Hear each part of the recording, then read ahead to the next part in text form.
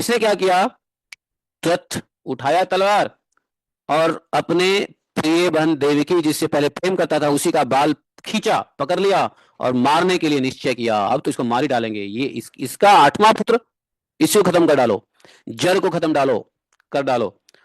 उस समय तो सब सन्नाटा हो गया, बाजे बाजे बंद हो गए। अब तो भाई मंगल में अमंगल हो गया। कहाँ शहनाई बज रही थी, शादी ब्याह की विदाई बज रही थी, यहाँ पे अब तो मारा मारा हो गया, खून खराबा होने का नौबत आ गया। नहीं, सारे सब बाजा बंद है कि नहीं। सबके मुंह पर मान लो क्या हो गया, सबका मुंह मलिन हो गया, सबका मुंह मूर्छा गया, मुर्दनी छा गया, मुर्दनी मुर्दे की तरह। ऐसी स्थिति में वसुदेव जी ने सकंस से कहा, भोजेंद्र भोज कुलकृति करस्तम एवं भौमा अधिमा गदवता। तो सुन, बोला कि सुनो, भौमासुर, जरासंध, बकासुर, वत्सासुर, वाणासुर सभी योद्धा आपके लड़ने के लिए युद्ध भूमि में आए, किंतु आपने सबको खूब प्रशंसा किया।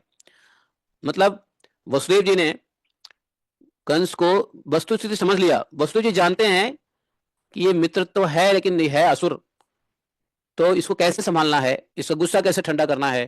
तो वसुदेव जी कहे, हे भोजेंद्र, आप तो भाई वंश के कीर्ति का विस्तार करने वाले हैं, आपने तो अनेकों अनेकों योद्धा को आपने हराए हैं युद्ध भूमि में, हैं? आप जैसे योद्धा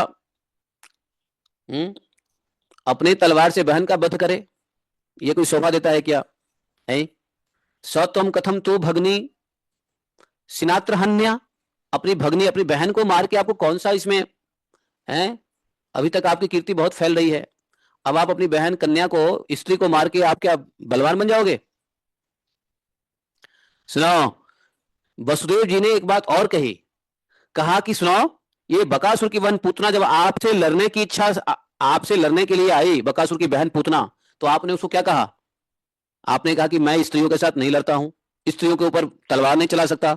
आज आप अपनी बहन के ऊपर तलवार चला रहे हो, पूतना को छोड़ दिया जो तुम्हें मारने आया, और ये बहन तुमको अभी भी भाई मानती है, इसका मंगल कार्यक्रम हो रहा है और तुम इसको उल्टा बिना बिना इसका नुकसान की, बिना इसने तो कुछ नुकसान किया नहीं और तुम इसका नुकसान कर रहे हो।